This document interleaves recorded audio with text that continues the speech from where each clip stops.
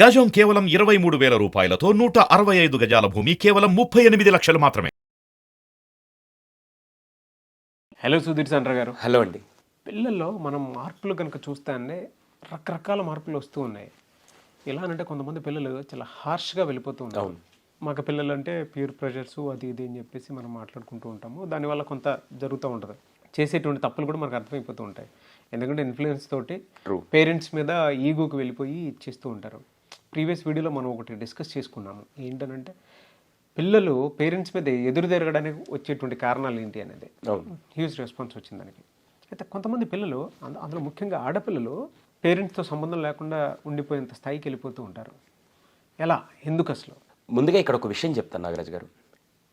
1,00,000 మంది ఉంటే దాంట్లో 99,900 మంది 200% అమ్మాయిలు. మనకి తెలిసి మన జనరేషన్లో ఆడవాళ్ళు అనుకోండి, కెరియర్ని ఫ్యామిలీ కోసం అడాప్ట్ చేసిన వాళ్ళు, వదిలేసిన వాళ్ళు ఉన్నారు. కెరియర్ని ఫ్యామిలీ కోసం వదిలేసిన వాళ్ళు, తల్లిదండ్రుల కోసం ఎన్నో విషయాలు వదిలేసిన వాళ్ళు కూడా ఉన్నారు.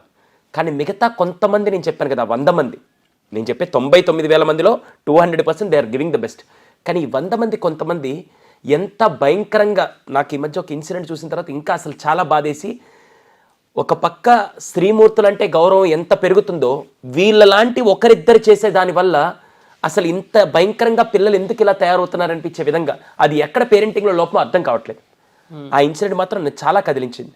అదేంటంటే మామూలుగా పిల్లల్ని చిన్నప్పుడు నుంచి తల్లిదండ్రులు ఎలా చూసుకుంటారంటే, తల్లి 9 నెలలు కడుపులో పెట్టి మోసుకుంటే తండ్రి మాత్రం బిడ్డ పుట్టిన దగ్గర నుంచి తన కంఠంలో ప్రాణం ఉన్నంత వరకు ఆ బిడ్డకు కానీ, లేకుంటే పిల్లలకు కానీ, లేకుంటే ఇంటికి కష్టం కలగకుండా ఆయన చూసుకుంటూ ఉంటాడు.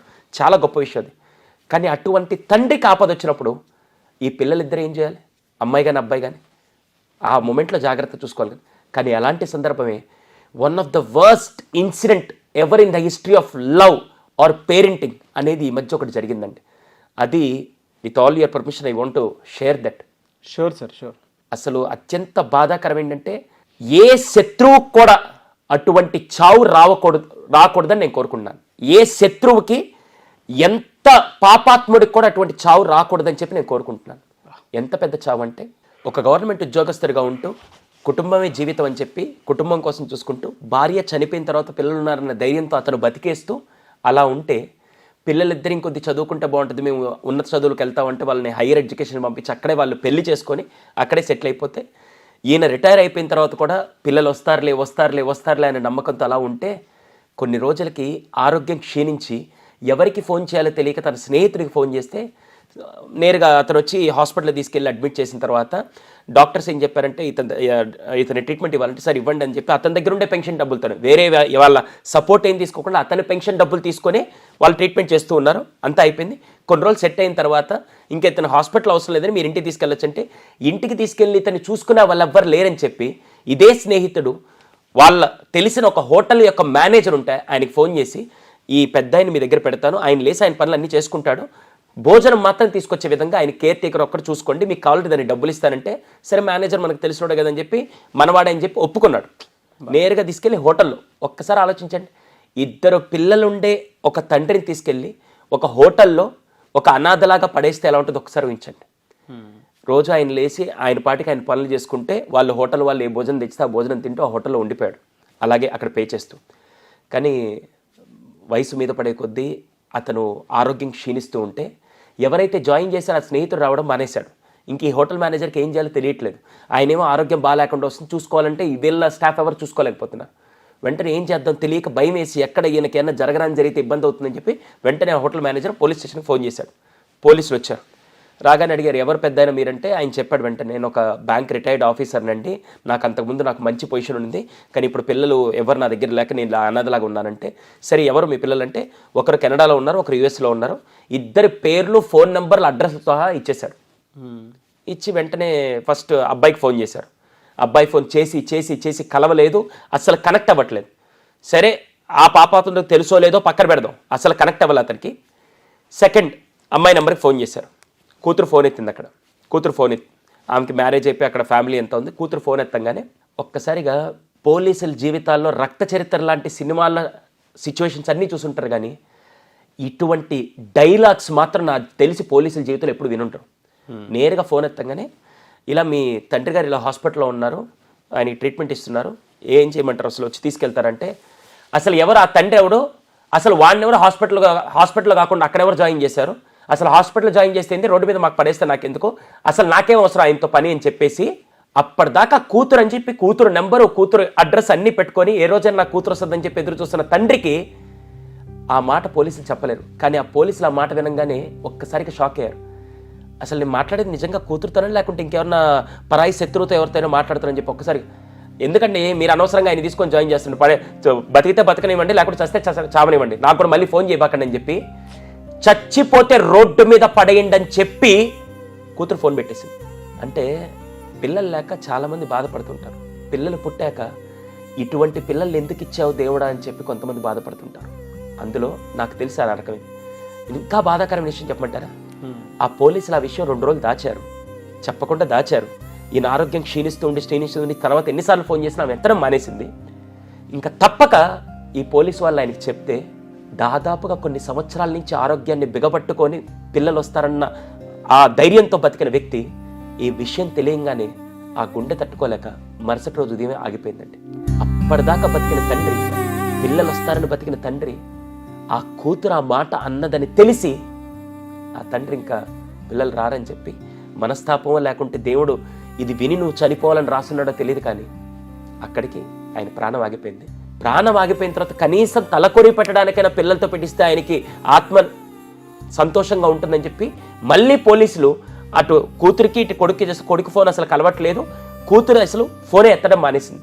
వీళ్ళు ఫోన్ చేస్తారని తెలిసి కూతురు ఫోన్ ఎత్తడం మానేస్తే ఇంకా అలా చూస్తూ ఒక గవర్నమెంట్ ఉద్యోగిని, రిటైర్డ్ ఎంప్లాయీ ప్లస్ అంత బాగా ఉన్న వ్యక్తిని మనం ఎందుకు అలా అనాథలాగా పడేయాలని చెప్పి రక్త సంబంధాలకి లేని మానవత్వాన్ని పోలీసులు కాకి చొక్కాల్లో ఉండే మానవత్వాన్ని అక్కడ చూపించి అన్ని పనులు పక్కన పెట్టి తన డబ్బులు కాకుండా వీళ్ళ పాకెట్లో నుంచి డబ్బులు తీసి ఆ కాకి చొక్కా హృదయాలు అందరూ వాళ్ళు అంత కఠినంగా ఉంటారనుకుంటారు, కానీ అదే పోలీసు వాళ్ళు జీవితంలో ఒక చాలా గొప్ప పని ఏదైనా చేసుంటే, అతి గొప్ప పని ఏదైనా చేసిండి మిగతా జనాలందరికీ ఇన్స్పిరేషన్ అయింది ఏంటంటే వాళ్ళ సొంత డబ్బులతో ఆయన దేహాన్ని తీసుకొని వచ్చి సొంత బిడ్డలు కూడా దహన సంస్కారాలు చేయలేని పొజిషన్లో వాళ్ళందరూ కలిసి ఒక కుటుంబ సభ్యులుగా మారి ఆయనకి దహన సంస్కారాలు చేసి, నాకు తెలిసి ఇప్పుడు ఆయన నిజంగా పైకి వెళ్ళేటప్పుడు కూడా దేవుడా ఇన్ని రోజులు బతికిన దానికి నాకు పిల్లల వల్ల ఆనందం అనుకున్నాను, కానీ నాకంటూ ఒక నలుగురు తెలియని వ్యక్తులు నాకు చితి కాల్చారని చెప్పి నాకు తెలిసి ఆ దేహం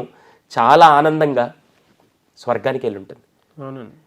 కానీ ఖచ్చితంగా ఒకటి మాత్రం ఏంటి తెలుసా నాగరాజు గారు, ఇంతకుముందు ఈసారి ఏదైనా పాపం చేస్తే we believe in karma right, ఈసారి ఏదైనా పాపం చేస్తే వచ్చే జన్మలో మన పిల్లలకు అలా ఎఫెక్ట్ అవుతుంది, లేకుంటే నెక్స్ట్ తరం పిల్లలకి ఎఫెక్ట్ అవుతుంది అనుకుంటారు. కానీ బాగా గుర్తుపెట్టుకోండి, ఇది కలియుగం. What goes around comes around. మీరు ఇప్పుడు ఏది చేస్తే అదే తిరిగి మీ దగ్గరికి వస్తుంది. డెఫినెట్గా ఈరోజు ఆ తండ్రికి జరిగిన సిచ్యువేషనే రేపటి రోజున ఆవిడ పెద్ద అయిన తర్వాత, ఆవిడ ముసలాడైన తర్వాత ఆ ముసలావిడికి కూడా అలా జరిగితే ఆ తండ్రి పడ్డ నరక యాతన ఏంటో అప్పుడు ఆమెకు అర్థమవుతుంది. ఈ వీడియో ద్వారా ప్రతి ఒక్కరికి ఒక విషయం చెప్తానండి, అమ్మా నాన్న మీరు చిన్నప్పుడు వాళ్ళు మిమ్మల్ని చూసుకోవడం కాదు, పెద్దయ్యాక వాళ్ళు ఆఖరి శ్వాస వరకు మీరు తల్లిదండ్రులు ఎలా చూసుకుంటున్నారో అది నిజమైన ప్రేమ. వాళ్ళు ఏదో మీకు ఫీజులు కడుతున్నారు, ఏదో చూసుకుంటున్నారు అనే పాయింట్లో మాత్రమే కాకుండా వాళ్ళని మీరు లాస్ట్ మూమెంట్లో చూసుకుంటేనే దాని వాల్యూ అనేది నెక్స్ట్ లెవెల్లో తెలుస్తుంది. అదే చాలామంది మిస్ చేస్తూ ఉంటారు. ఇప్పుడున్న జనరేషన్ పిల్లలు ఎలా అంటే అంత ఒక ఫ్రస్ట్రేటెడ్ మైండ్తో ఉండే ఆ కైండ్ జనరేషన్ పిల్లలు మాత్రమే మనం చూస్తూ ఉన్నాము. మెటీరియలిస్టిక్ అని చెప్పొచ్చు. మీరు చెప్పినటువంటి ఈ ఇన్సిడెంట్లో ఆ ఇద్దరు పిల్లలు దానికి సంబంధించినటువంటి వాళ్ళే. ఎంత ప్రేమతో పెంచినా కూడా పేరెంటింగ్లో కొన్నిసార్లు చెప్తూ ఉంటుంది మా మదర్ ఎప్పటికప్పుడు ఒక మాట, పిల్లల్ని మనం కంటాం కానీ వాళ్ళ గుణాన్ని మనం ఎప్పుడు కనలేం కదా, మనం ఎంతవరకు ఇవ్వాలో అంతవరకు ఇస్తాము, మిగతాది వాళ్ళ దానికి వదిలేయాలని చెప్పేసి అంటూ ఉంటారు. మేము నిజంగా కొంతమంది గుణం ఎలా ఉంటుందనంటే ఇంకంతే, వాళ్ళని మనం మార్చలేం. అటువంటి వాళ్ళదే ఇందులో ఉన్న ఆడపిల్ల కానివ్వండి లేదంటే మగపిల్లడు కానివ్వండి, ఇద్దరు చాలా స్టోరీస్ ఉన్నాయండి. ఇటువంటి స్టోరీస్ అనే దానికంటే కూడా చాలా జీవితాలు ఉన్నాయి, ఇప్పటికీ నలిగిపోతున్నాయి. ఈ వీడియో చూసిన తర్వాత కూడా నా పరిస్థితి ఇదే కదా అని చెప్పేసి పేరెంట్స్, అనాథాలయ శరణంలో ఉండేటువంటి వాళ్ళైనా బయట ఉన్న వాళ్ళైనా సరే, లేదా ప్రతి పేరెంట్కైనా ఒక ఇన్సెక్యూరిటీ ఖచ్చితంగా వస్తుంది. అరే రేపటి రోజు నేను ఇలా కాకుండా ఉండాలి కదా అనేటువంటి ఆలోచన డెఫినెట్గా వస్తుంది. కళ్ళ ముందు నీళ్ళు వచ్చేస్తాయి. మనం లాస్ట్ టైం ఒకటి నాగరాజు గారు మీకు గుర్తుందో లేదో తెలియదు కానీ పిల్లలు ఎంతసేపటికి రావట్లేదు, ఇంకా మేము మంచాన పడితే చూసుకునే వాళ్ళు లేరు అని చెప్పి ఒక తండ్రి తన చితిని పేర్చుకొని కాల్చుకొని చనిపోయాడు. ఎంత దౌర్భాగ్యమైన స్థితి అంటే పిల్లలు ఉండి కూడా పిల్లలు రారని తెలిసి ఆ నరకం అనుభవించేదానికంటే మనమే చంపేసుకుందాం అని చెప్పి ఈరోజు చాలామంది తల్లిదండ్రులు పిల్లలున్నా కూడా అనాథల్లాగా చచ్చిపోతున్నారు. చూసారా? అంతకంటే దౌర్భాగ్య స్థితి ఏది ఉండదు. అనాథల్లాగా పుట్టడం కాదు, అనాథ తల్లిదండ్రులాగా చాలామంది చచ్చిపోతున్నారు ఈరోజు. అనాథ తల్లిదండ్రులాగా. ఆ ఒక్కటి మాత్రం భవిష్యత్తులో ఇటువంటి వీడియో ద్వారా ఖచ్చితంగా కొంతమంది పిల్లలు మినిమం ఆ టైంలో ఇవ్వాల్సిన లవ్ అండ్ ఎఫెక్షన్ ఇవ్వగలిగితే అదే చాలండి. ఎస్, పర్సనల్ అపాయింట్మెంట్ కోసం అని చెప్పేసి అడుగుతూ ఉంటారు. లేదంటే పిల్లలతోటి ఎవరైతే సఫరింగ్స్ ఫేస్ చేస్తూ ఉన్నారో పేరెంట్స్, బాధ భరించలేక, లేదు పిల్లలు పడేటువంటి మనోవేదనని భరించలేక, తట్టుకోలేక కొంతమంది పిల్లలు సూసైడ్ అటెంప్ట్స్ అవి చేస్తూ ఉంటారు. అటువంటి వాళ్ళు ఉన్నారు.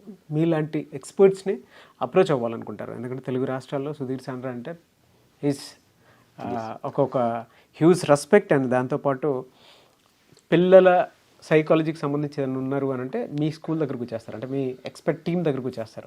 అందుకే అంటున్నాను, మిమ్మల్ని అప్రోచ్ అవ్వాలంటే ప్రాసెస్ ఏంటి? ఇక్కడ ఒక చిన్న విషయం నాగరాజు గారు, నేను ట్రైనింగ్స్ పిల్లలకి పెద్దలకి అందరికి ఇస్తూ ఇప్పుడు రిక్వైర్మెంట్ మార్కెట్లో నా గురించి చాలా ఉంది. నా గురించి అంటే నేను కాదు, సైకాలజీ డిమాండ్ చాలా ఎక్కువ ఉంది.